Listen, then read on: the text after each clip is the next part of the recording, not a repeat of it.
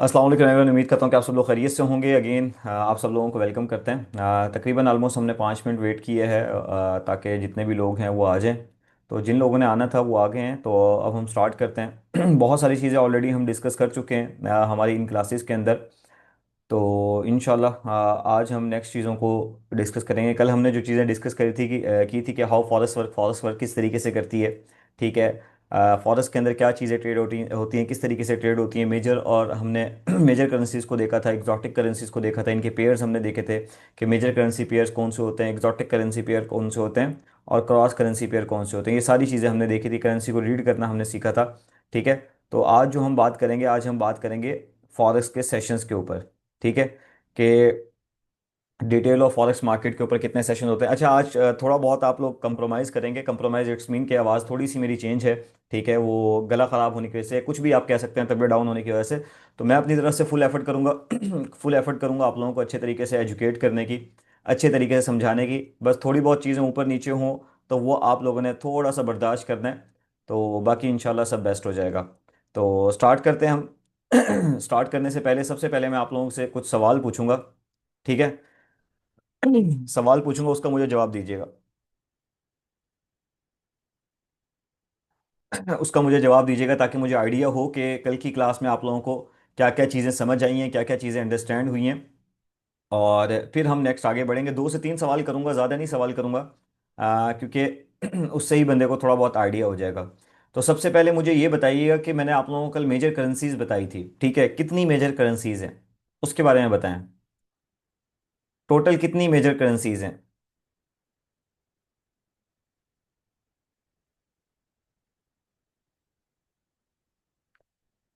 कोई कुछ कह रहे हैं 7, कुछ कह रहे हैं 8। ठीक है। चलें, हम एक एक करके लिखते हैं मेजर करेंसीज, तो सबको जवाब मिल जाएगा। क्या आपका USD, just wait a minute, क्या आपका यूएसडी मेजर करेंसी है?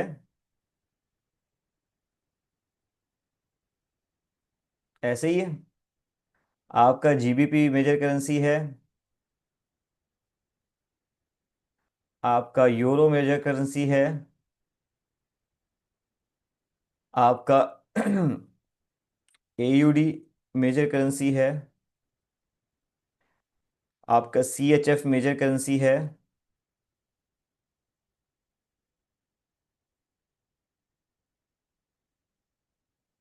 आपका जेपीवाई मेजर करेंसी है?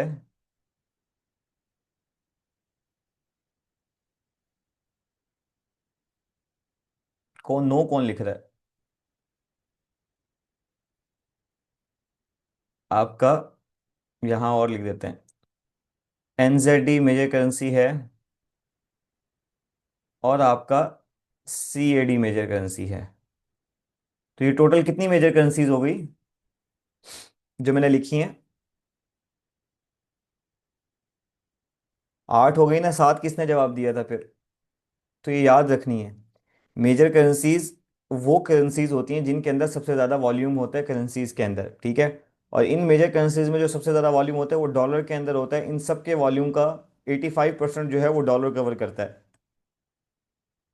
ठीक है। 85% जो वॉल्यूम होगा वो किसके अंदर होगा? वो होगा डॉलर के अंदर। बाकी रिमेनिंग जो वॉल्यूम है वो डिफरेंट करेंसीज के अंदर होता है, जो मिलके बन रहा होता है। दैट्स वाई इन सब पेयर्स के अंदर सबसे ज़्यादा वॉल्यूम देखने को मिल रहा होता है। अब मेजर करेंसी पेयर्स कितने होंगे? अगर हम इन 8 के पेयर्स बनाएं आपस में तो कितने बनेंगे? मेजर करेंसी पेयर्स कितने होंगे? इमरान खान कह रहे हैं 8। बाकी सबके जवाब हैं 7 7।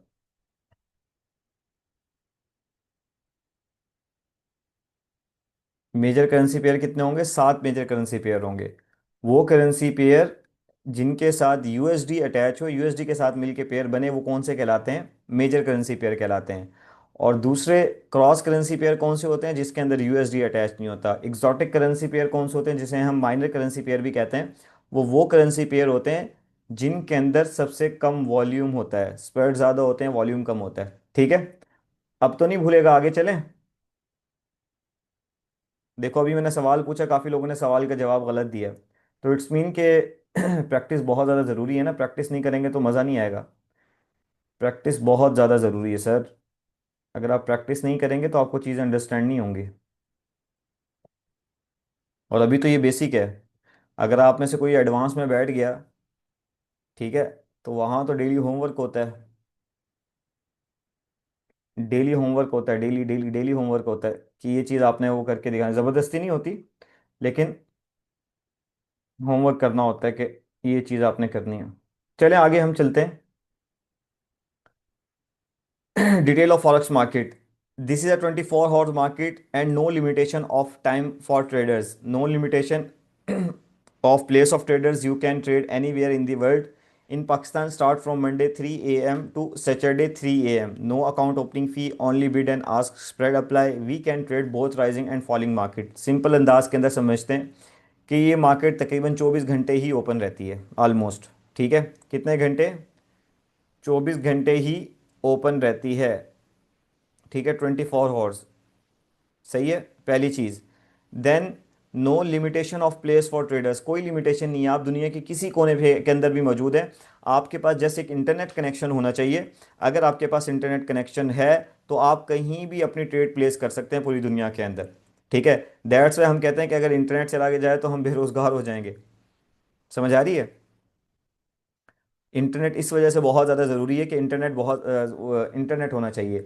पाकिस्तान के अंदर कब स्टार्ट होती है मार्केट, कब ओपन होती है? सुबह 3 बजे ओपन होती है, और सैटरडे सुबह 3 बजे तक ये ओपन रहती है। फिर 2 दिन की ब्रेक आती है, सैटरडे संडे मार्केट ऑफ होती है, जैसे आप लोगों को पता है। ठीक है, अकाउंट ओपनिंग कोई फ़ी नहीं है, फ्री के अंदर आपका अकाउंट बन जाता है। ठीक है, जब भी आप कोई अकाउंट बनाते हैं फ्री के अंदर बनता है। आप फॉर एग्जांपल कोई भी ट्रेड प्लेस कर रहे हैं कोई भी ट्रेड प्लेस कर रहे हैं, bid and ask spread apply. कि बिड एंड आस्क प्राइस मतलब कि अगर आप बाय कर रहे हैं या सेल कर रहे हैं, आपको स्प्रेड पे करना पड़ेगा जो ब्रोकर की फीस होती है, या कमीशन पे करना पड़ेगा या स्प्रेड पे करना पड़ेगा। ठीक है, अगर मार्केट ऊपर जा रही है आप बाय करके भी मतलब कि मार्केट से प्रॉफिट ले सकते हैं, बेनिफिट उठा सकते हैं। अगर आपको पता चल रहा है कि भाई मार्केट नीचे आ रही है, वहाँ से आप सेल करके भी प्रॉफिट उठा सकते हैं। मतलब कि मार्केट रेजिंग और फॉलिंग मार्केट से दोनों से आप बेनिफिट उठा सकते हैं। ये बेनिफिट होता है। ठीक है, ये है detail of forex market, simple is that. अब सेशंस के ऊपर हम बात करेंगे कि कितने सेशंस होते हैं, कौन कौन से सेशंस इंपॉर्टेंट होते हैं। जस्ट लाइक जैसे यहाँ बात की ना कि ओपन तो 24 घंटे होती है, ठीक है, 1 घंटा तकरीबन ऑलमोस्ट ब्रेक होता है, लेकिन उसके अंदर कौन से इंपॉर्टेंट सेशंस होते हैं जिसके अंदर हमें ट्रेड प्लेस करनी होती है, जिसके अंदर हमें ट्रेड करनी होती है। ठीक है, तो वो चीज़ हमने देखनी है, उस चीज़ को हमने देखना है ताकि हम इसको अच्छे तरीके से अंडरस्टैंड कर सकें। अब उसके अंदर मेजर मार्केट्स के अंदर सबसे पहले हम स्टार्ट करते हैं। ठीक है, एक चीज़ मैं आप लोगों को समझाता हूँ ताकि आप लोगों को समझ आए। अब सबसे पहले क्या चीज़ होती है, आप इस चीज़ को समझिएगा, बार बार समझिएगा, कोई नहीं समझ आती तो हम आगे नहीं बढ़ेंगे, ताकि आपकी जो कन्फ्यूजन है ना वो दूर हो। ठीक है, सुबह रात 3 बजे अगर मार्केट ओपन, अभी तो 4 बजे हो रही है ना, 1 घंटा आगे है। नॉर्मल डेज के अंदर जैसे नेक्स्ट मंथ से मार्च के अंदर ये 3 बजे हो जाएगी। ठीक है, तो हम 3 बजे के हिसाब से आइडिया लगाते हैं। ठीक है, कि 3 बजे एग्जाम्पल के तौर पे ओपन हो रही है। अंडरस्टैंड हो रहा है पॉइंट आप लोगों को? अंडरस्टैंड हो रही है? 4 बजे के हिसाब से लगा लेते हैं, कोई मसले वाली बात नहीं, जैसे वो चल रहा है। हम पाकिस्तानी टाइम के हिसाब से लगाएंगे। आपने जब भी चार्ट अपना बनाना है ना, चार्ट के ऊपर आपने जाके सेटिंग चेंज कर लेनी है, आपने कर लेना है GMT 5 कराची का। ठीक है, टाइम मैंने भी ये किया हुआ है। तो इससे आपको आसानी होगी, जो पाकिस्तानी टाइम चल रहा होगा ना उस हिसाब से आपको समझने में आसानी हो जाएगी। ठीक है, काफ़ी लोग मतलब आपको कहते हैं कि आप कोई और टाइम सेलेक्ट करें, ये हो जाए। आप अपना पाकिस्तान का टाइम सेलेक्ट करें ताकि आपको समझने में आसानी हो जाए। अगर आपको लिक्विडिटी के कॉन्सेप्ट आते हैं, चीज़ें आती हैं, तो सर आपको ट्रेड करना कोई मुश्किल नहीं है, आप अच्छे मार्केट से पैसे बना लेंगे। किसी के कहने के ऊपर कि भाई मतलब कि फ़लाँ न्यूयॉर्क का टाइम सेलेक्ट करें, उससे ये फ़ायदा होगा, ये हो जाए, सर कुछ नहीं होता। अगर आपके पास मार्केट का, आपके पास स्किल्स है, आप लिक्विडिटी को अच्छे तरीके से मास्टर कर रहे हैं, आपको पता है कब ट्रेड लेनी है कब ट्रेड नहीं लेनी, तो आप मार्केट से अच्छे तरीके से बेनिफिट उठा सकते हैं। ठीक है, राइट नाउ क्या चीज़ चल रही है, इसको 1 घंटा हम पीछे कर लेंगे, समझ लेना है। सबसे पहले जब मार्केट ओपन होती है तो कौन सा सेशन स्टार्ट होता है? Sydney session. ठीक है, कौन सा सेशन स्टार्ट होगा? सिडनी सेशन स्टार्ट होगा। वहां के सुबह के 9 बज रहे होते हैं, लेकिन पाकिस्तान के क्या बज रहे होते हैं? पाकिस्तान के 3 बजे। ठीक है, सुबह 3 बजे सेशन स्टार्ट होता है नॉर्मल डेज के अंदर। आजकल जो मार्केट ओपनिंग हो रही है वो कितने बजे हो रही है? वो 4 बजे हो रही है। ठीक है, कंफ्यूज नहीं होना। सर्दियों के अंदर 4 बजे मतलब 1 घंटा आगे हो जाता है, सुबह 4 बजे, 4 AM। नॉर्मल डेज के अंदर जैसे 10 मार्च से ये टाइम फिर 1 घंटा पीछे चला जाएगा, ये 3 बजे चला जाएगा। ठीक है, इज दैट क्लियर? यहाँ क्लियर है ये बात आप लोगों को? क्लियर है ये चीज? चले ठीक हो गया, आगे चलते हैं। ठीक है, सिडनी सेशन सुबह 3 बजे स्टार्ट होता है। ठीक है, कब तक चलता है? दोपहर 3 बजे तक। कब तक चलता है? वैसे दोपहर 2 बजे तक चलता है, आजकल 3 बजे तक चल रहा है। ठीक है, कब तक चलेगा? दोपहर 2 बजे तक। ठीक है, सिडनी सेशन। अब उसके बाद टोक्यो सेशन स्टार्ट हो जाता है। कौन सा सेशन स्टार्ट होता है? Tokyo session. Tokyo session Pakistani time के मुताबिक नॉर्मल डेज के अंदर 5 बजे स्टार्ट होता है, और आजकल कितने बजे स्टार्ट हो रहा है? आजकल 6 बजे स्टार्ट हो रहा है। ठीक है, अब सिडनी सेशन ऑलरेडी चल रहा है, एस लिख रहा हूं, और साथ में टोक्यो सेशन ओवरलैप हो गया। ठीक है, दोनों सेशन आपस में मिलके चल रहे हैं। टोक्यो सेशन को हम एशियन सेशन भी कहते हैं।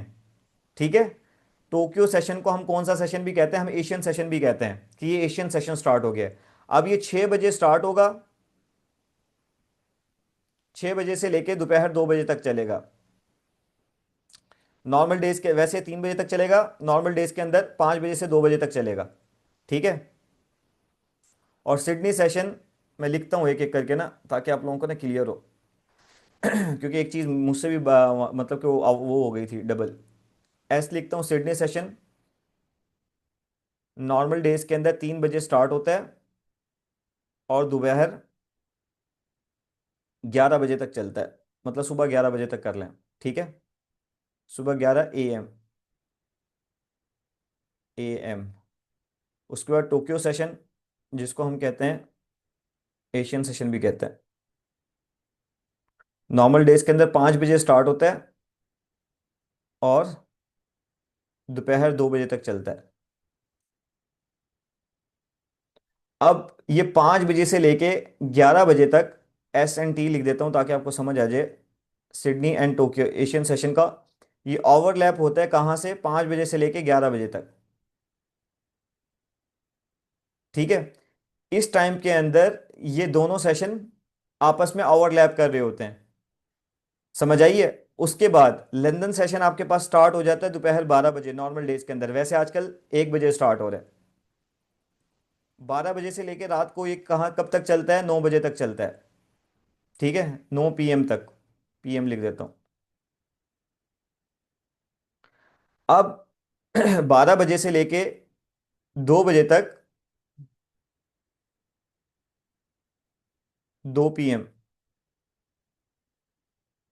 अब ये क्या कर रहे हैं? अब ये ओवरलैप कर रहे हैं किसमें? एशियन, जिसको हम टोक्यो सेशन भी कह रहे हैं, और लंदन सेशन। ठीक है, ये आपस में ओवरलैप कर गए। इसके अलावा फिर नेक्स्ट आपके पास एनवाई सेशन स्टार्ट होता है, न्यूयॉर्क सेशन, जो नॉर्मल डेज के अंदर 5 बजे स्टार्ट होता है शाम को, आजकल 6 बजे स्टार्ट हो रहा है।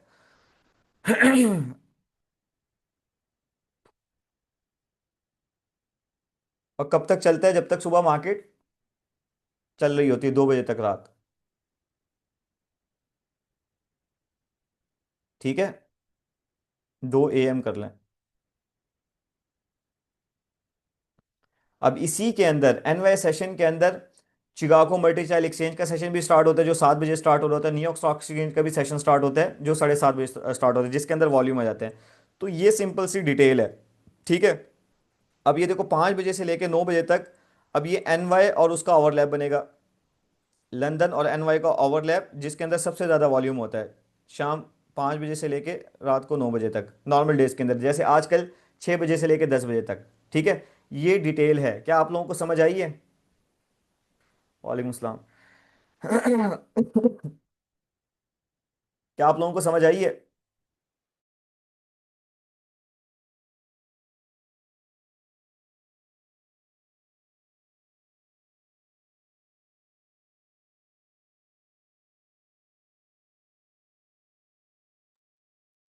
समझ आई है आप लोगों को? किसी का कोई सवाल हो? किसी का कोई सवाल हो तो पूछे। हाँ, नोट डाउन कर लें लाजमी, ताकि कोई भूले ना।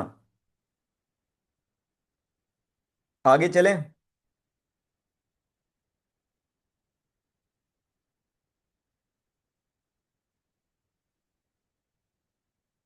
चलें, ठीक हो गया, आगे चलते हैं।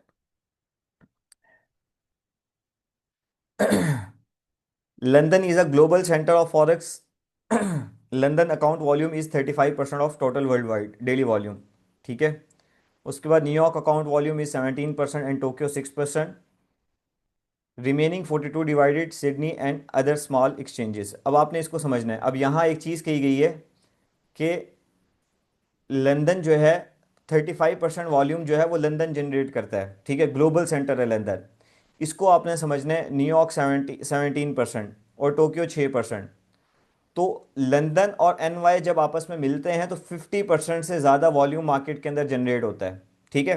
जब भी हम, आपने देखा होगा कि हम वो जो ओवरलैप कर रहे होते हैं लंदन लंदन और क्या कहते हैं एशियन सेशन, तब हम ट्रेड करते हैं। और एनवाई और लंदन सेशन जब ओवरलैप कर रहे होते हैं तब हम ट्रेड कर रहे होते हैं। उसकी रीज़न क्या है कि उस टाइम पे सबसे ज़्यादा वॉल्यूम हमें देखने को मिल रहा होता है, सबसे ज़्यादा मार्केट के अंदर पैसा उस टाइम पे आता है। ठीक है। तो लंदन यहाँ किस वजह से है कि लंदन ग्लोबल सेंटर है फॉरेक्स का, जहाँ बड़े बड़े प्लेयर्स आके ट्रेड कर रहे हैं। बड़े बड़े प्लेयर्स का मतलब क्या है? बड़े बड़े बैंक्स, बड़े बड़े इंस्टीट्यूशंस की मार्केट में उस टाइम पे एंट्री होना स्टार्ट होती है।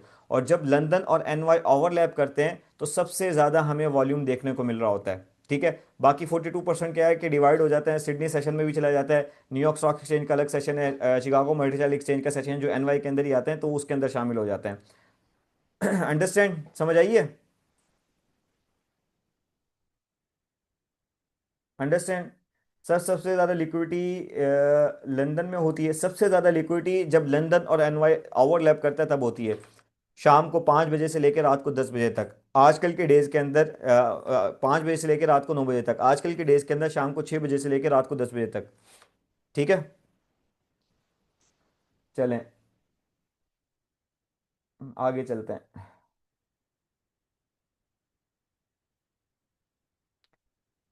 अब what is fundamental technical and fundamental analysis क्या चीज़ है? टेक्निकल एनालिसिस वो चीज़ होती है कि जब हम बैक डेटा को हिस्ट्री कर रहे होते हैं, ठीक है, चार्ट्स के ऊपर हम चीज़ें आइडेंटिफाई कर रहे होते हैं, वो टेक्निकल एनालिसिस कहलाता है। मतलब कि हम बैक डाटा को स्टडी करते हैं कि पास्ट के अंदर ये चीज़ें हुई थी मार्केट के अंदर। हम मतलब कि कैंडल्स को देख के स्टडी करते हैं कि मार्केट के अंदर कितने बायर्स आए, कितने सेलर्स आए। उस चीज़ को हम क्या कहते हैं? Technical analysis. अब टेक्निकल एनालिसिस के अंदर बहुत सारी चीज़ें आ जाती हैं। जैसे बेसिक प्राइस एक्शन के अंदर आपके सपोर्ट एंड रेजिस्टेंस आ जाती है, सप्लाई एंड डिमांड आ जाती है, चार्ट पैटर्न आ जाते हैं, एडवांस कॉन्सेप्ट, लिक्विडिटी के कॉन्सेप्ट आ जाते हैं, बहुत मतलब कि डिटेल के अंदर वो चीज़ें। तो ये जितनी भी चीज़ें जब आप चार्ट देख के आप अपने एनालाइज कर रहे होते हैं, जब आप कैंडल्स को देख के स्टडी कर रहे होते हैं, तो वो टेक्निकल एनालिसिस के अंदर आ जाते हैं। और फंडामेंटल्स के अंदर, फंडामेंटल एनालिसिस वो एनालिसिस होते हैं जब आप कोई न्यूज़ स्टडी करते हैं, कोई आर्टिकल स्टडी कर रहे होते हैं, ठीक है, वो सारा फंडामेंटल्स की बेस के ऊपर डिपेंड करता है, न्यूज़ के ऊपर डिपेंड कर रहा होता है कि इकोनॉमी किस तरीके से चल रही है, इकोनॉमिक रिपोर्ट आ गई, ठीक है। और भी मतलब कि इंटरेस्ट रेट का डिसीजन आ गया, सीपीआई का डिसीजन आ गया, जो डिफरेंट मतलब जैसे आज जॉब्स की रिपोर्ट आई थी, ठीक है, जो इतना बड़ा आपने मूव देखा होगा डाउन साइड की तरफ। तो वो कब किस वजह से आया था? वो फंडामेंटल एनालिसिस की वजह से आया था। ठीक है, फंडामेंटल्स की वजह से आया था। तो मार्केट में दोनों ही काम के होते हैं, टेक्निकल भी, फंडामेंटल्स भी। लेकिन मार्केट में काम ज़्यादा क्या करता है? 85 to 90% मार्केट के अंदर टेक्निकल्स काम कर रहे होते हैं, लेकिन फंडामेंटल्स को हम इग्नोर नहीं कर सकते। ठीक है, जब फंडामेंटल्स होता है तो हम टेक्निकल को अवॉइड कर रहे होते हैं। ठीक है। तो ये चीज़ है। अब फंडामेंटल एनालिसिस के अंदर कौन कौन सी इंपॉर्टेंट न्यूज़ है? ठीक है, अब फंडामेंटल एनालिसिस के अंदर आपके पास एनएफपी है, जिसको हम कहते हैं नॉन फॉर्म पेरोल। ठीक है, नॉन फॉर्म पेरोल क्या होता है? नॉन फॉर्म पेरोल एक जॉब्स का डाटा होता है, जिसके अंदर ये चीज़ें देखी जाती है कि मतलब कि इस टाइम के अंदर कितनी लोगों को मतलब कि जॉब्स की अपॉर्चुनिटी मिली है। ठीक है, जॉब्स कितनी क्रिएट हुई है, जॉब्स का बेसिकली डाटा होता है। ठीक है, कि नई जॉब्स कितनी क्रिएट हो रही है, किस तरीके से हालात वगैरह चीज़ें हैं। Non farm payroll. CPI, CPI का मतलब होता है कंज्यूमर प्राइस इंडेक्स। क्या होता है कंज्यूमर प्राइस इंडेक्स? बेसिकली ये इन्फ्लेशन का डाटा होता है। इसके अंदर ये चीज़ देखी जाती है कि अमेरिका के अंदर, क्योंकि हम यूएसडी के अंदर वो देख रहे होते हैं कि अमेरिका के अंदर इन्फ्लेशन का रेट बढ़ा है या कम हुआ है, इन्फ्लेशन बढ़ी है या कम हुई है। पीपीआई क्या है? Producer price index. ठीक है, इसको हम पीपीआई कहते हैं। इसके अंदर मतलब कि जितनी भी मैन्युफैक्चर, जितनी भी कंपनीज वगैरह हैं, वो किस तरीके से काम कर रही हैं, क्या क्या चीज़ें, ईच एंड एवरीथिंग, इसको डिटेल के अंदर देखा जाता है। इसके अंदर भी मूव आता है, इतना खास नहीं आता। जीडीपी होती है, gross domestic product.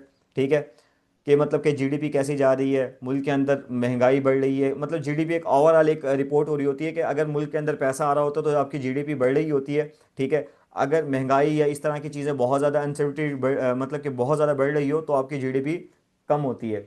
Unemployment claim है कि कितने लोग बेरोजगार वगैरह हुए, ठीक है। फेड एंड पावर मतलब Fed chairman and president speak, ठीक है, ये स्पीक्स बहुत ज़्यादा इंपॉर्टेंट है, ठीक है। फेड चेयरमैन इट्स मीन जैसे पहले पावल था, ठीक है, अभी नया चेयरमैन आया है।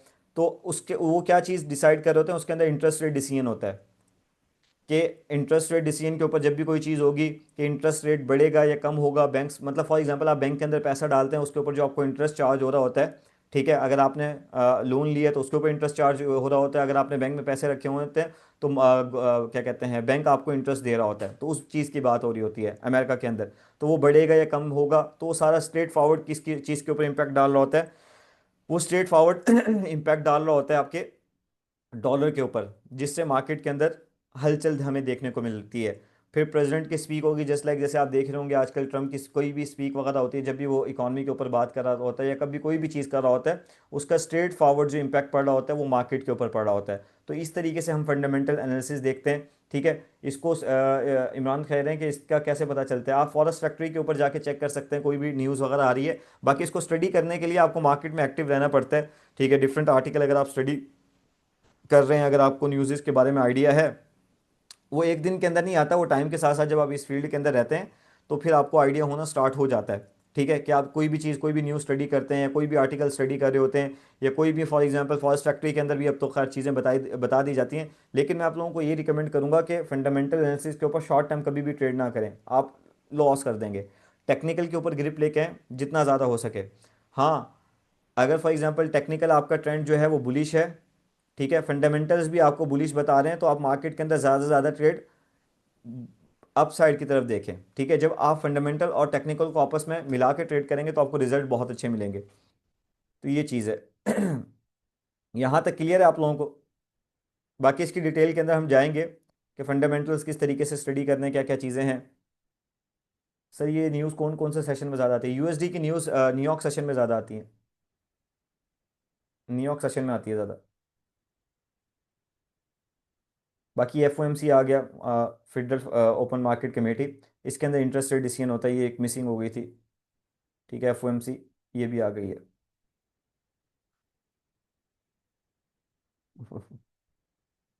अब टेक्निकल एनालिसिस ऑलरेडी मैंने आप लोगों को बता दी है कि जिसके अंदर आप चार्ट्स को देख के बैक डाटा स्टडी करके आप वो चीज़ें करे होते हैं, तो उस चीज़ को हम क्या कहते हैं, टेक्निकल एनालिसिस कहते हैं, ठीक है।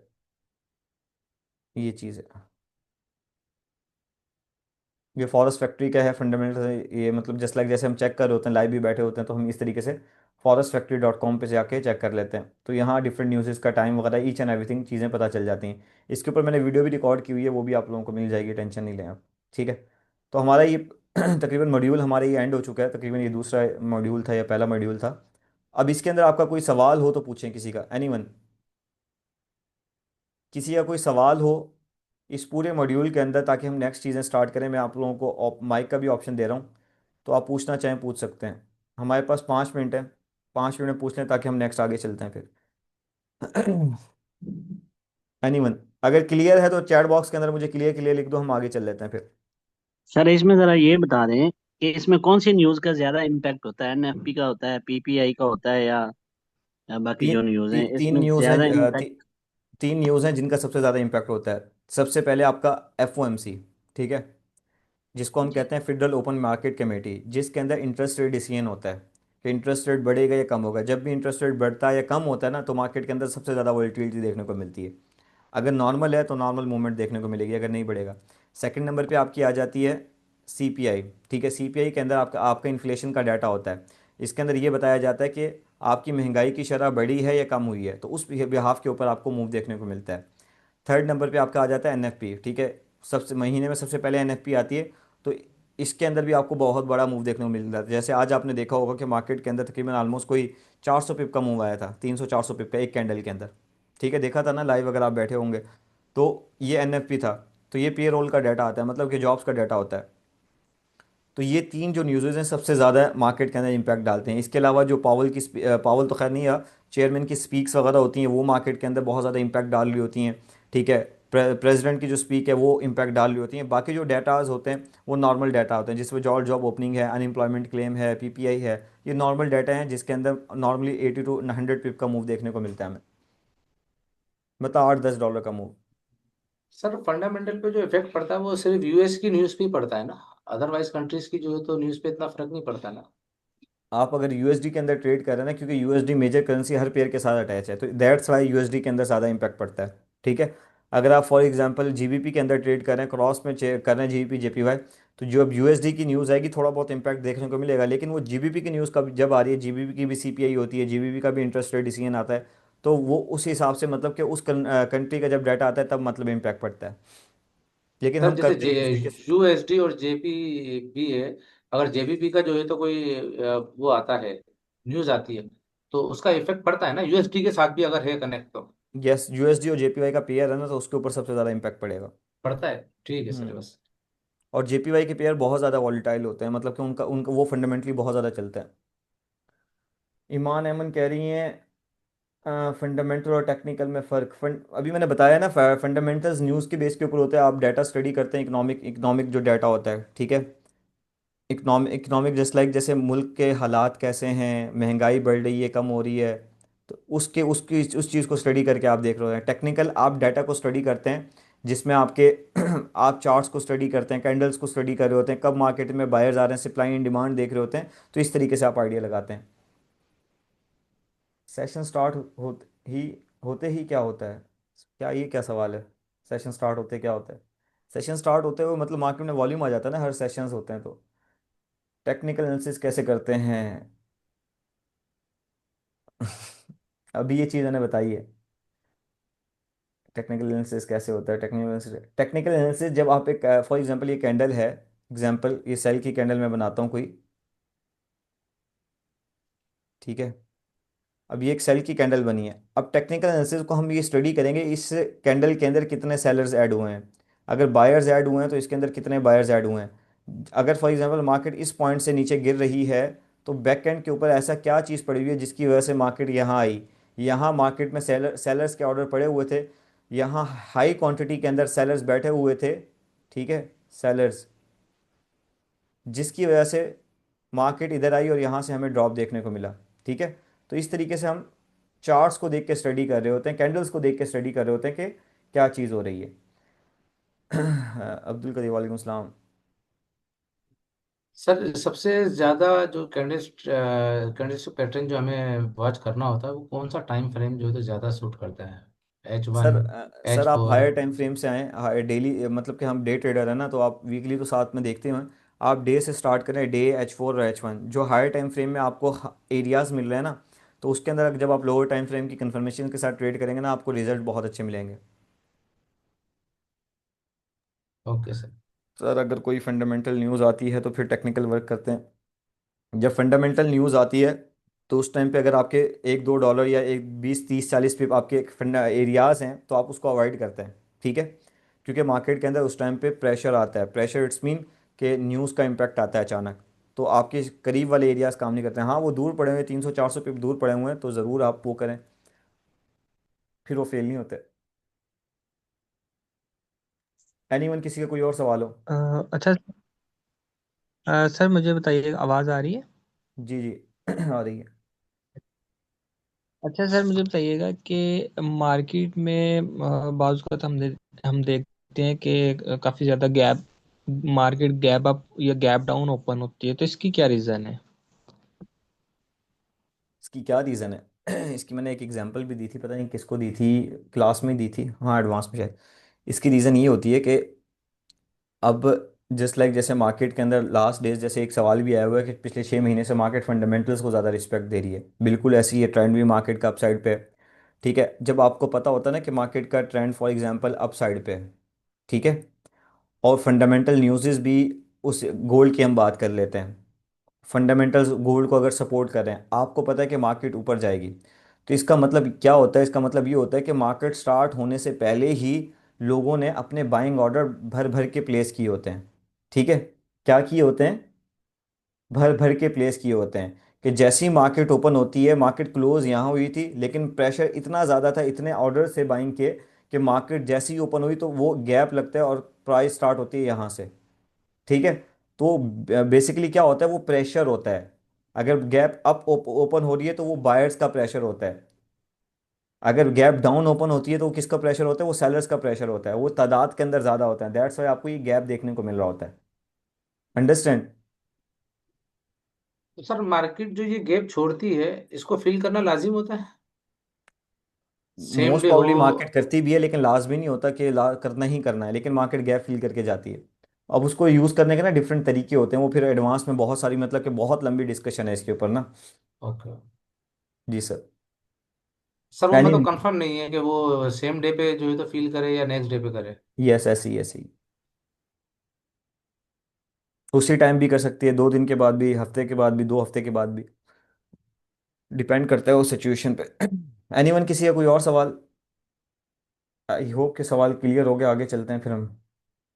चैट बॉक्स में बता दें क्लियर है तो फिर आगे चलें। प्रिंस आपका हाथ ऊपर उठा हुआ है, इमरान, प्रिंस इमरान, पूछना है पूछ लो सवाल, वरना मैं म्यूट कर रहा हूँ।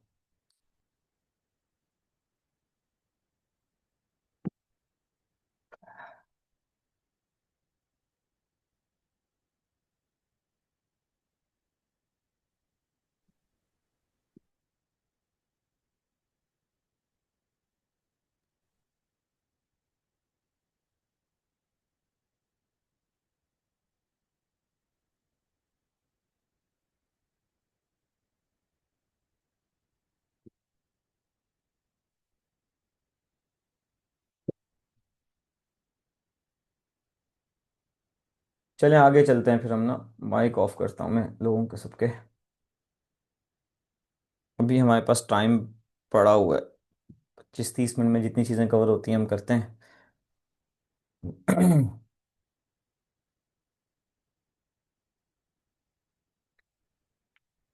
What is market price? कौन बताएगा कि मार्केट प्राइस क्या चीज़ होती है? एनीवन, जल्दी बताओ, मार्केट प्राइस किसे कहते हैं?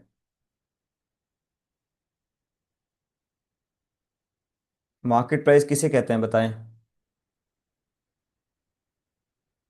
What is market price?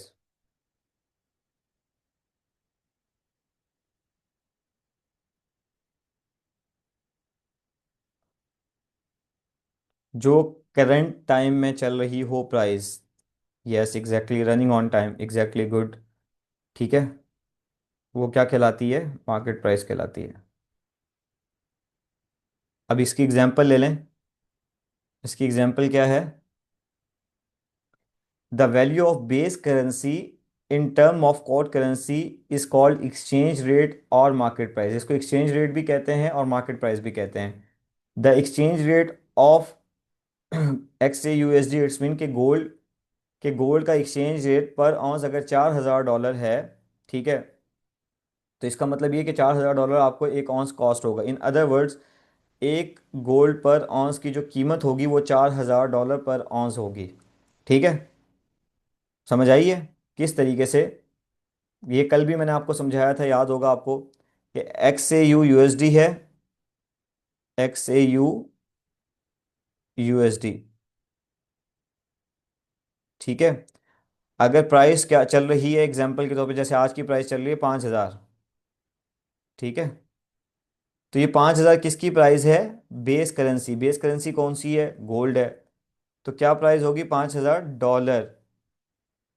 ठीक है, $5,000 प्राइस किसकी है? गोल्ड की। और गोल्ड क्या है?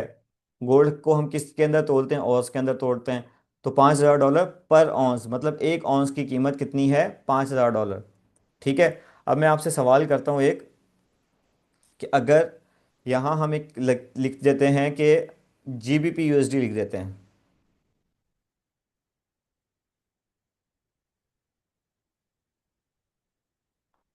हम GBP USD लिख देते हैं यहाँ, ठीक है, USD थोड़ा टेढ़ा मेढ़ा है, समझ जाना। अगर GBP USD की कीमत एग्जाम्पल के तौर पे 2.5 डॉलर है, ऐसे ही है, तो मेरा सवाल ये है कि ये $2.5 कितने GBP की कीमत है? 1 GBP की कीमत है, 2 GBP की कीमत है, या 2.5 GBP की कीमत है? जल्दी बताएं मुझे। 3 ऑप्शन है आपके पास, 3 ऑप्शन आपके पास है।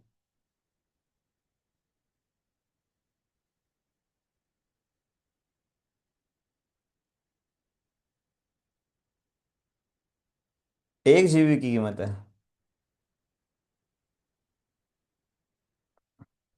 ठीक हो गया, मतलब सबने सही बताया, गुड। ठीक है, तो इस तरीके से हम मार्केट प्राइस देख रहे होते हैं। अगर आप चार्ट के ऊपर भी देख रहे होंगे तो आपको कोई भी, अगर आपने पेयर खोला हुआ है तो वो आपको उसकी प्राइस शो करवाएगा। जस्ट लाइक हम चार्ट के ऊपर चलते हैं और मैं आपको कुछ लाइव दिखा देता हूँ।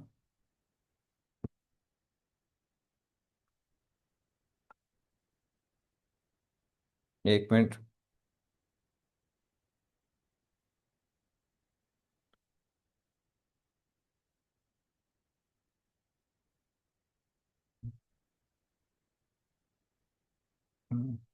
हमारे लाइव के बाद ही वॉल्यूम आया मार्केट में भी।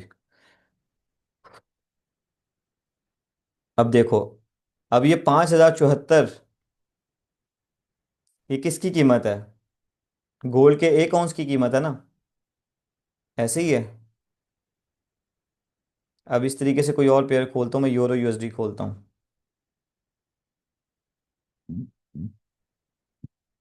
या जीबीपी यूएसडी कोई भी खोल लेते हैं। खुल जा भाई। अब ये जीबीपी यूएसडी है। अब इसमें जीबीपी क्या है? GBP USD, GBP USD. ठीक है। अब जीबीपी क्या है? बेस करेंसी है। तो हम प्राइस किसकी देखते हैं? बेस करेंसी की। बेस करेंसी की प्राइस क्या चल रही है? 1,3648। 1,3648। किसके अंदर हम देखेंगे? Inward of code currency. Code currency क्या है? यूएसडी। तो क्या कहलाएगा? यूएसडी। तो इसका मतलब क्या है? 1 जीबीपी कितने, किसके बराबर है? 1,3648 यूएसडी के बराबर है 1 जीबीपी। ठीक है। तो अगर हम क्या करेंगे, अगर हम फॉर एग्जांपल जीबीपी बाय कर रहे हैं, ठीक है, वो आगे लॉट साइज के अंदर आ जाएगा, उसके अंदर हम कवर करेंगे। अगर हम जीबीपी खरीद रहे हैं तो हमें 1 जीबीपी बाय करने के लिए 1,3648 यूएसडी देने पड़ेंगे, फिर हमें 1 जीबीपी मिलेगा। Is that clear? समझ आ गई अब? समझ आ गई अब? अब तो प्रैक्टिकल करके दिखा दिए यार, अब तो समझ आनी चाहिए।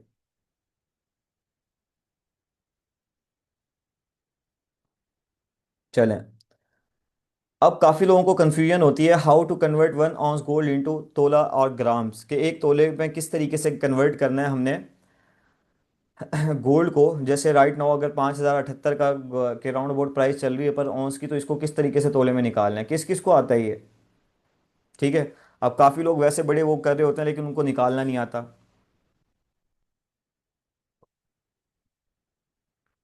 इमरान खान कह रहे हैं 2.66, वो तो है,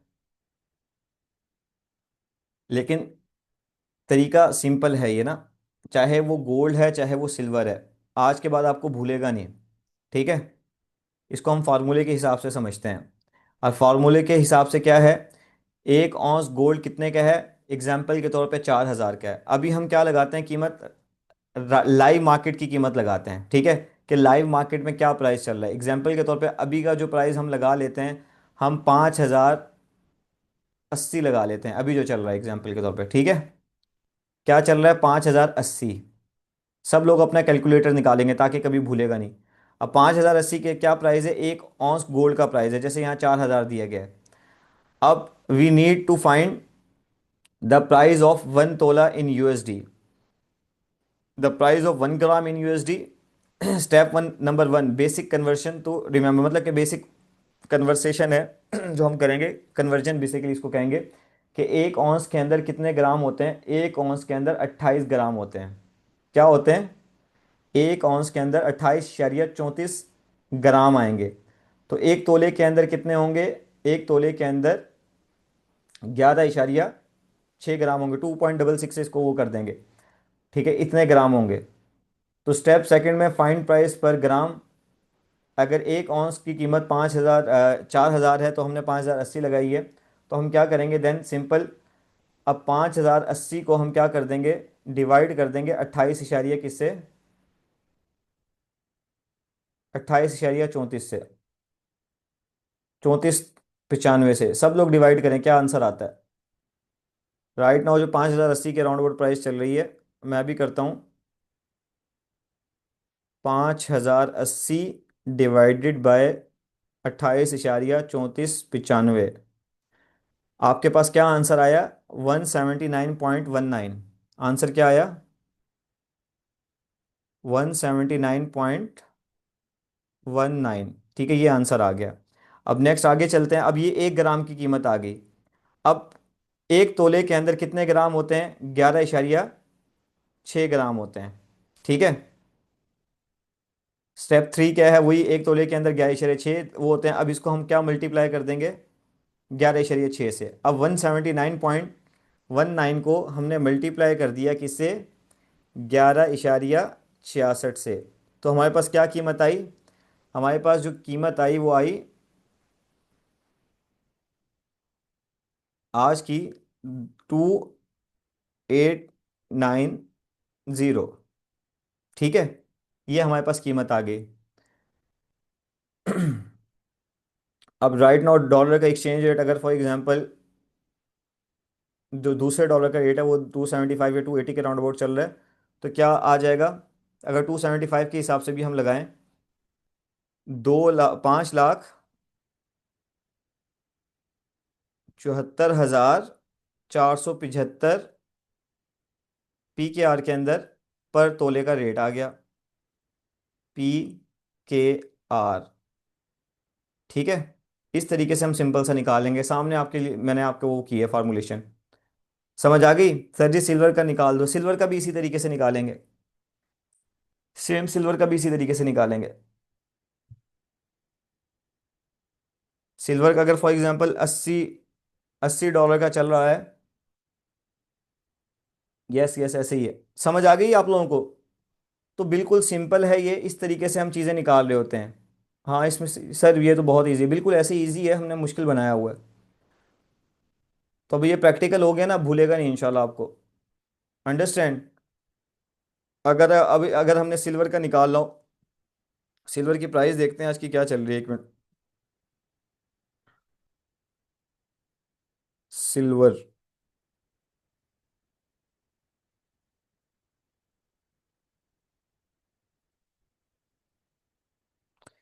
सिल्वर की प्राइस चल रही है 83 की।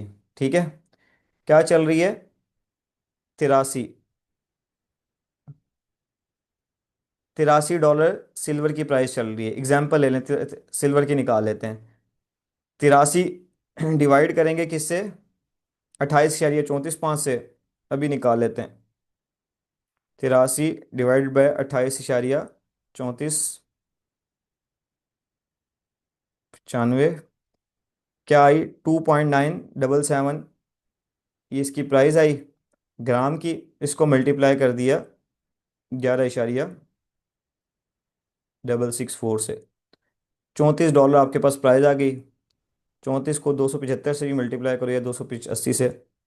9,391। ठीक है, 9,391 आपकी सिल्वर का पर तोले का रेट चल रहा है।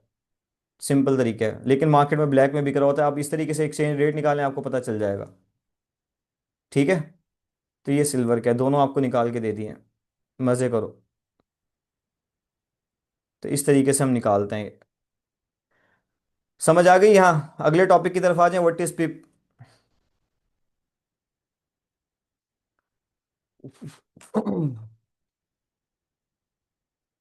अंडरस्टैंड? आज 40 लोग हो गए 50 से। मतलब कल 30 रह जाएंगे इसका मतलब। और आखिरी दिन हमारे रह जाएंगे वही 20 25।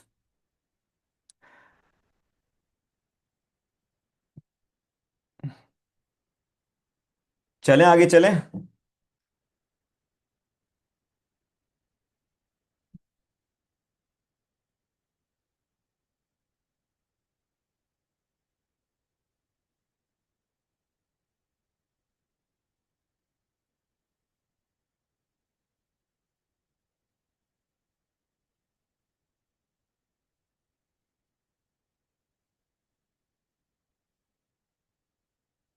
सर लाइफ टाइम आपके साथ हैं इंशाल्लाह, इंशाल्लाह अल्लाह पाक। अब समझ आई वाई 90% लॉस में है ट्रेडर। अब समझ आई वाई 95% लॉस में है ट्रेडर। उस्मान क्यों समझ आ गई? अब ऐसा क्या हो गया जो समझ में आ गई? अच्छा जी, आपके साथ। ना सीखेंगे तो अपना लॉस ही करेंगे, ऐसे ही है सर, ऐसे ही है। आई मीन के अवाम ज़्यादा टाइम सीखने पे नहीं लगाती। एग्जैक्टली सर, ऐसे ही है ना, ऐसे ही है। सही कह रहे हैं आप। चले। ओहो। What is pip and tick, इसके ऊपर हम डिस्कस करते हैं। 15 मिनट और बात कर लेते हैं। 1 घंटा गुजर गया है। क्लास तो हो रही है बड़ी मुश्किल से, लेकिन हो रही है। तबीयत कह रही है कि बस अब बस कर दे। Point in price. अच्छा।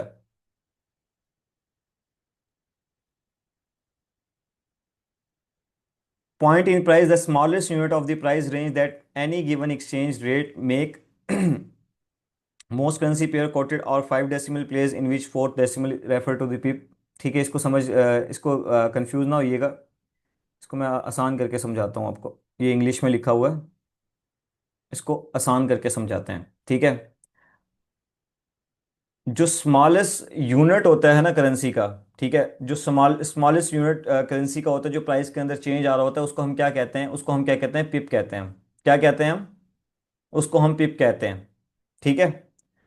कुछ पेयर्स के अंदर ये 5 डेसिमल के बाद आता है, कुछ के अंदर 4 डेसिमल के बाद आता है। ये किस तरीके से? जस्ट लाइक जैसे करेंसी, मतलब कि करेंसी का प्राइस सेम नहीं होता। किसी का 103 इशारिया समथिंग होगा, किसी का 1 इशारिया समथिंग होगा, किसी का, जैसे गोल्ड का 2000 समथिंग है, मतलब 5000 समथिंग है, 4 डिजिट के बाद आ रहा है, ठीक है। तो हर का डिफरेंट ही होगा। तो smallest unit of the price वो हमें पिप कहते हैं।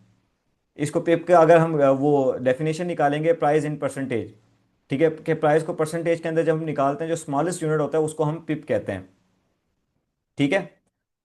अब उसको समझाने से पहले चले हम ये चीज़ समझ लेते हैं, फिर मैं आपको और इजी करके समझाता हूँ। जैसे यहाँ यूरो यूएसडी की एग्जांपल दी गई है कि यूरो यूएसडी क्या है? 1,19,5, ठीक है। अब ये क्या आ रहा है? इशारिया के बाद जो चौथा डेसिमल है, जैसे क्या कहते हैं कि पेयर्स कोटेड फॉर 5 डेसिमल, ठीक है। कुछ का 5 डेसिमल के बाद आता है, कुछ का 4 डेसिमल के बाद आता है। अब इसका क्या आ रहा है? 4 डेसिमल के उसके ऊपर आ रहा है, ठीक है। अब 1,19,510, तो ये जो एक है, ये एक पिप कहलाएगा, ठीक है। अंडरस्टैंड हो रहा है या नहीं हो रहा है? अब 1950 से जब ये 51 हो जाएगा तो एक पिप हो जाएगा। जब ये 50 से 60 हो जाएंगे तो 10 पिप हो जाएंगे, जस्ट लाइक दैट। इस तरीके से कि 1 इशारिया, जैसे 1950 है, ठीक है, 50 से अगर ये 51 हो जाएगा, 1951, तो ये क्या होगा? एक पिप। ये करेंसी की बात कर रहा हूँ, एक पिप। और अगर ये 1950 से 1960 हो जाएगा तो ये कितना होगा? ये हो जाएगा 10 पिप, ठीक है। इस तरीके से हम क्या निकालते हैं? पिप के अंदर निकालते हैं। अब गोल्ड के अंदर भी देखेंगे, टेंशन ना ले, इसको डिफरेंट हम उसके अंदर देखते हैं, ठीक है। अब यूएसडी जेपीवाई के अंदर क्या है? अब इशारे के बाद सेकंड उसके ऊपर आ जाएगा, 5 डेसिमल के बाद आ जाएगा। उसकी रीजन क्या है? कि 103 इशारिया के बाद आ रहा है। अब 103 इशारिया 98, 9 के बाद जो आ रहा है, पूरा लिख लेता हूँ फिर समझ आ जाएगी। जब लास्ट में वो करेंगे ना तो ईजी हो जाएगा आपके लिए। अब ये देखो, 103,01 एक पिप, 103,10 10 पिप, मतलब इशारे के बाद जो डिजिट चेंज हो रहा है वो पिप कहलाएगा। ये देखें, 1 मिनट, तेरा सेलेक्ट हो जा। ये देखें, अब 103,98 है ये, ठीक है। 98 से ये 99 होगा तो एक पिप होगा। 104 हो जाएगा, 2 पिप हो जाएंगे। जैसे पूरा 103 है, ठीक है, 103,01 होगा तो कितना होगा? एक पिप। 103,10 हो जाएगा तो 10 पिप कहलाएंगे। अब ये 103,50 हो गया एग्जाम्पल के तौर पे, 103,50, तो कितना होगा? 103 से ये 50 पिप हो जाएंगे, ठीक है। इस तरीके से हम निकालेंगे। अब नेक्स्ट हम निकाल लेते हैं, समझ आ रही है ना? क्योंकि मोस्टली लोग गोल्ड के ऊपर ट्रेड करते हैं, अब हम गोल्ड का निकाल लेते हैं। यस। अब गोल्ड का हम देखते हैं। अब 4,000 से 4,000 इशारिया एक होगा, तो एक पिप। इसको एक मिनट रुके, पीछे जाते हैं, देसी जबान में समझाता हूँ थोड़ा।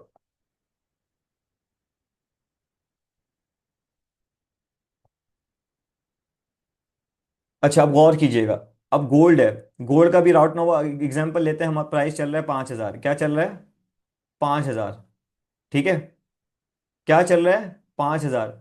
अब ये 5,000 इशारिया 1 होगा, तो ये कितना कहलाएगा? ये 1 पिप कहलाएगा। ठीक है, अगर ये 5,001 हो जाएगा तो ये 10 पिप कहलाएंगे, और ये 5,010 हो जाएगा तो ये कितने पिप कहलाएंगे? ये 100 पिप कहलाएंगे।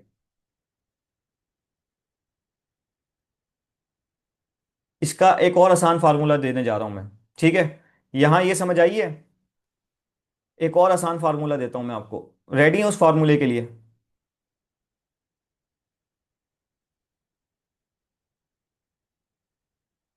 कंफ्यूज नहीं होना। चलें।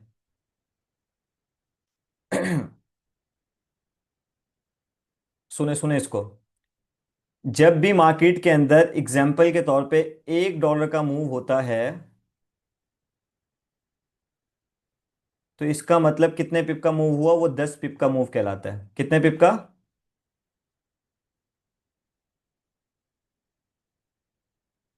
10 पिप का। ठीक है, अगर मार्केट के अंदर $10 का मूव हो रहा है, तो वो कितने पिप का मूव कहलाएगा? वो 100 पिप का मूव कहलाएगा।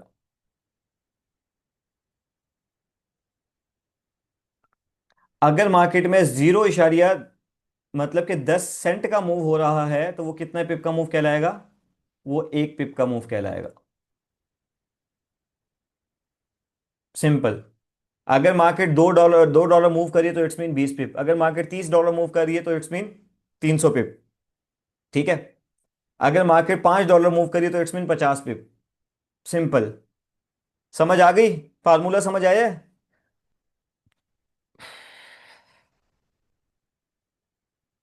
समझ आया फार्मूला? अब समझ आ गई है सबको? अब किसी का कोई सवाल तो नहीं है? मैं पूछ लूं सवाल? 10 पिप मूव $1, एग्जैक्टली। अली अली बाबा, यस।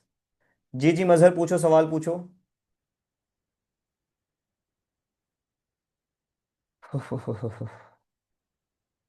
पूछो सवाल, जल्दी पूछो। फिर मैं सवाल पूछता हूँ। माइक अनम्यूट का ऑप्शन दे देता हूँ, चलो माइक पे आके पूछ लो।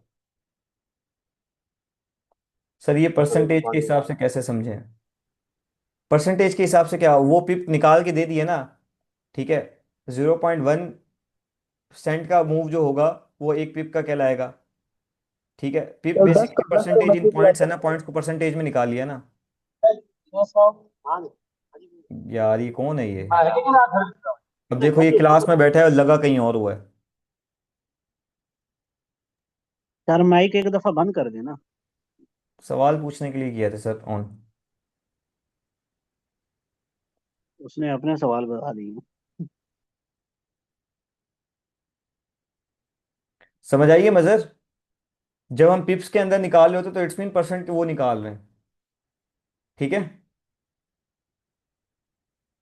प्रॉफिट एंड लॉस को हम परसेंटेज के अंदर डिवाइड कर सकते हैं। जब वो आगे टॉपिक आएगा उसके अंदर आपको चीज क्लियर हो जाएगी।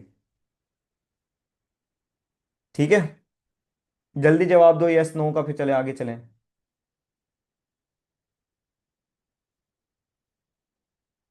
ठीक है, चलें। सवाल मेरा आप लोगों से ये है, चैट बॉक्स के अंदर सब लोग एक्टिव हो जाएं। जिसके पहले 10 जवाब आएंगे तो इट्स मीन क्या उनके सही जवाब हैं, बाकी उन लोगों को देख के जवाब दे रहे हैं सर। ठीक है, सही है। ठीक है, पूछो सवाल। चलें, सवाल पूछने लगा हूं मैं। सवाल पूछने लगा हूं मैं। अगर मार्केट के अंदर $0.85 का मूव आता है, या $0.8 का मूव आ रहा है तो वो कितने पिप कहलाएगा?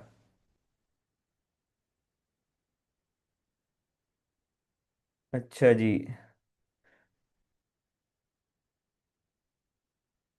जुनेद 8 पिप, उस्मान 0.8, अब्दुल बासित 80। अच्छा जी। और हसन का 8 है, क्या है? अली रज़ा 10, तहरीम 0.8, सरफराज 8, मोहसिब 1, जुनेद 8, अली बाबा 0.8। 0.8 पिप या 8 पिप? मुअज्जम 8, उस्मान 80। सिर्फ 4-5 लोगों के जवाब ठीक है। ठीक है, इसका जवाब आएगा 8 पिप। देखो पहले जवाब में आ गई ना कंफ्यूजन। $0.8 इट्स मीन 8 सेंट बनते हैं ये। ठीक है, मतलब पहला पहला जवाब अगर हम सबको ओवरऑल निकालेंगे तो पहले जवाब की जो परसेंटेज निकली है वो 30% विन रेट निकला है, यूँ समझ लें। मतलब अभी फेल है। जब तक ये 100% पे नहीं आ जाता सबका हम लगे रहेंगे। ठीक है। अच्छा जी। अगर मार्केट के अंदर $2.5 का मूव आया तो इट्स मीन कितने पिप का मूव आया ये? जल्दी। मुअज्जम 35, बाकी सबके 25 25 25 25 25 25। मोहसिब 5, जुनेद 25, तहरीम 25। ठीक है, तो ये मूव आया 25 पिप का। ठीक है, तो ये आ गई 90% पे आ गई अभी रेट, सीधा 30 से 90 पे आ गया। चलो, दो लोगों के जवाब गलत थे। अच्छा जी। अभी हम कहते हैं अगर मार्केट के अंदर 155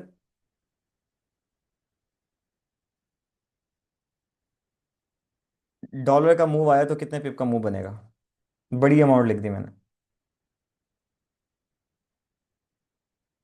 हैं? $155।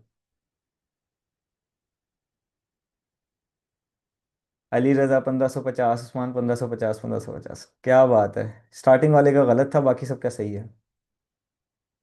1550। Good good good good good good. अगर मार्केट के अंदर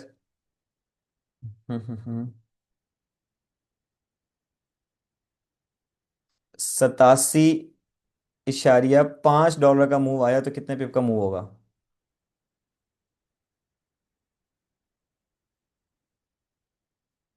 87.5 पिप का मूव आया तो कितने डॉलर का मूव आया, कितने पिप का मूव होगा? 875, 875, इमरान 870, 875। ये 1775 वाला कौन है? फहद 875। ठीक है, मतलब 90% लोग ठीक है। लास्ट लास्ट सवाल पूछते हैं फिर आगे चलते हैं। ठीक है। अगर मार्केट के अंदर $99 का मूव आया तो कितने पिप का मूव आएगा?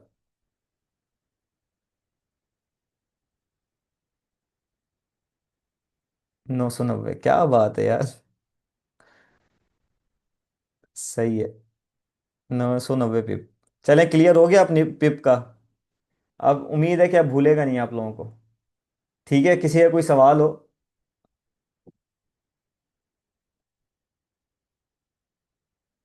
मियाँ रमील कह रहे हैं सबसे पहले मैंने आंसर दिया, कॉन्ग्रेचुलेशन आपको। अच्छी बात है। But it's change in every pair, exactly sir, exactly. Her pair की प्राइस के हिसाब से वो चेंज होगा। हर पेयर की प्राइस के हिसाब से वो चेंज होगा। ठीक है।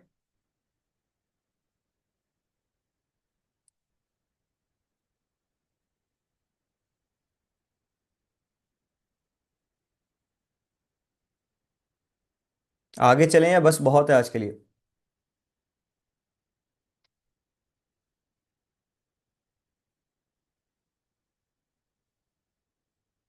कल हम देखेंगे स्प्रेड और डिफरेंट चीज़ें, ठीक है।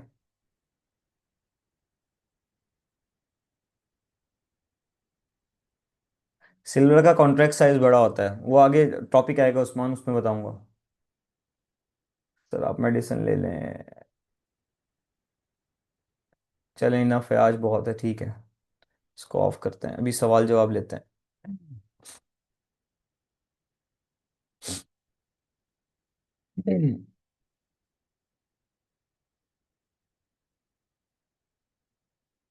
सवाल जवाब लेते हैं आपके, सवाल जवाब। चलें। चलें, पूछें सवाल जो भी है चीज़। सर मेरा एक सवाल है। जी जी डॉलर सर। में जो है 10 पिप्स का जो है तो $1 बनता है ना, जी जी सर। गोल्ड में। अच्छा, गोल्ड में। पीयर पीयर में चले जाते हैं तो सर 100 पिप्स का जो है तो $1 बनता है। कैलकुलेशन सबकी सेम रहेगी, लेकिन वो $1 का मूव बहुत बड़ा मूव हो जाता है ना उसके अंदर। जी सर। ठीक अच्छा है। सर, JPY में भी फर्क आता है। जेपी मतलब कि सब में सेम ही रहेगा। $1 का मूव इट्स मीन उतने पिप का, समझ आइए। लेकिन जी वो सर। मूव बहुत बड़ा बन जाएगा ना। अब फॉर एग्जांपल, अब $103 जी है सर। जेपीवाई के अंदर। 103 जेपीवाई प्राइस है, वो जी डॉलर सर। में नहीं है, क्योंकि वो जेपी उसके अंदर JPY है। यूएसडी बेस करेंसी है। समझ आइए। जी सर। तो वो चेंज हो जाएगा ना, फिर वो एक अलग है। ओके सर, वो हाँ। टॉपिक आएगा बाद में। नहीं नहीं, वो तो ओके। हो गया ना, वो तो पिप और पिप्स हमने काउंट करना है ना, वो जेपीवाई के हिसाब से, उस करेंसी के हिसाब से हमने पिप निकालने हैं। Okay okay okay okay sir. हाँ। कोई और सवाल किसी का?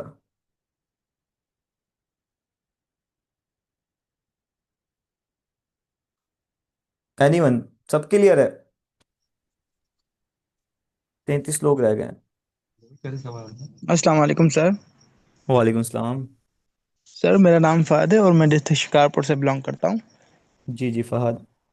सर आप, मेरे इलाके में जो है नेटवर्क का प्रॉब्लम है सर।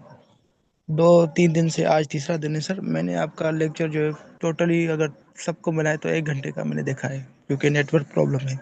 जी जी। तो किसी दोस्त से बहुत बहुत टाइम से सोच रहा था सर कि कोई उस्ताद मिल जाए। तो एक दोस्त ने मुझे ऐड किया आपके ग्रुप में, और आज जो मैंने सर चीज़ें सीखी है उसमें से major currency pairs R7 sir, और उसके अलावा सिर्फ पिप मैंने समझा है। जी जी। Technical and technical basis, fundamental analysis, बस सर यहीं तक मैंने समझा है सर। उसके बाद नेटवर्क प्रॉब्लम चला गया सर। चलें, कोई नहीं है, और चीज़ें समझ आ जाएंगी, रिकॉर्डिंग भेज देंगे आपको, टेंशन ना लें सब। Thank you very much sir, thank you sir. Okay, no problem sir. चलें, किसी का कोई सवाल हो? बाकी मैंने वीडियो अपलोड की है अपनी फर्स्ट क्लास की ना। फर्स्ट क्लास की एक 50 सेकंड का क्लिप है, तो कोशिश करें आप सब लोग उसके ऊपर कमेंट भी करें, उसको शेयर भी करें और लाइक भी करें। तो ये चीज़ तो आप कर सर ये सकते हैं, अपना रिकॉर्डिंग हो रही फीडबैक है? क्लास में शेयर किया करें। रिकॉर्डिंग हो रही है?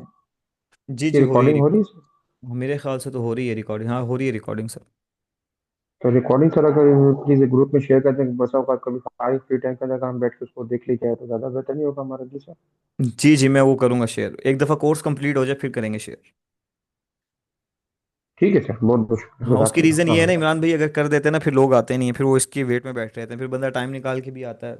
नहीं, बसाव का कैसे ऐसा होता है कि इंसान कभी इमरजेंसी कोई काम आ जाता है, कहीं निकल ठीक है जाता आप, है सही या कह रहे कोई, तो उसकी अगर रिकॉर्डिंग अगर आ जाती है ना डे टू डे, तो बंदा सुबह फ्री टाइम होता है तो बंदा उसको वॉच कर सकता है ना सर? हैं। जी जी सर, ठीक हो गया। उस्मान कह रहे हैं सर ठीक है, प्लीज़ बहुत मीटअप बहुत रखें इन पब्लिक, हाँ रखेंगे इंशाल्लाह, ईद के बाद रखेंगे इंशाल्लाह, ऐप की लॉन्चिंग भी करेंगे, रखेंगे मीटअप, टेंशन ना ले। एक कराची में रखेंगे, एक लाहौर में रखेंगे, दो रखेंगे इंशाल्लाह।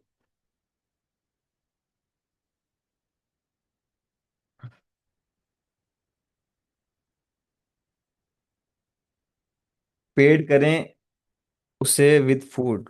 हाँ हाँ, फूड तो होगा, जाहिर सी बात है। एफएसडी वाले आ जाएंगे ना, साथ ही है लाहौर। कराची में किधर? कराची में देख लेंगे, सर कराची में बहुत फिर पड़े ये हुए हैं बैंक होटल। काम पहले कराची से स्टार्ट करना। कराची से स्टार्ट करेंगे, डन हो गया हसन भाई, डन। ठीक हो गया सर। डन हो गया सर। इसको पास पड़ता है ना उधर से, इसी वजह से बोल रहे हैं। हाँ हाँ, सही है आप ना। भी बैठे हुए हो गया। सर मुझे तो फिर शिद्दत से इंतजार है। इंशाल्लाह इंशाल्लाह। सर जी, तो किसी ये इनविटेशन फिर सबके लिए होगा? सबके लिए तो नहीं दे सकते, सबके लिए तो बहुत ज़्यादा लोग हो जाएंगे, वो देख के अनाउंस करेंगे। सर जी, मुझे भी बुलाइएगा। ठीक है ठीक है ठीक है, जो लोग थैंक यू लाइव आते सर। होंगे वो उनके लिए होगा, बस ये देख सर लो। जी, मैंने आपकी एक भी क्लास नहीं छोड़ी, हर रोज आती हूँ लाइव में भी और इन क्लासेस में भी। चले इंशाल्लाह इंशाल्लाह, ठीक है। सर ये रिकॉर्ड तो आपके पास होगा ना, कौन कंटिन्यू आपके साथ जो है तो लाइव क्लास में बैठा हुआ है? सिंपल। ये रिकॉर्ड हाँ वो पता है, ये टेंशन नहीं। रिकॉर्ड तो सर आपके पास होगा, तो सर फिर हम लोगों के लिए आसानी है क्या यार? हम तो फखर से कहते हैं भाई हमने एक भी क्लास मिस नहीं की है ना सर की, हम तो बैठे हुए हैं। ऐस- तो अगर कोई भी अपॉर्चुनिटी सर देते हैं तो हमारा जो है तो फर्स्ट प्रायोरिटी में नाम आना चाहिए, जितने भी इंशाल्लाह लोग इंशाल्लाह आप बैठते लोग हैं। तो होंगे, इंशाल्लाह इंशाल्लाह, टेंशन ना लें। इंशाल्लाह।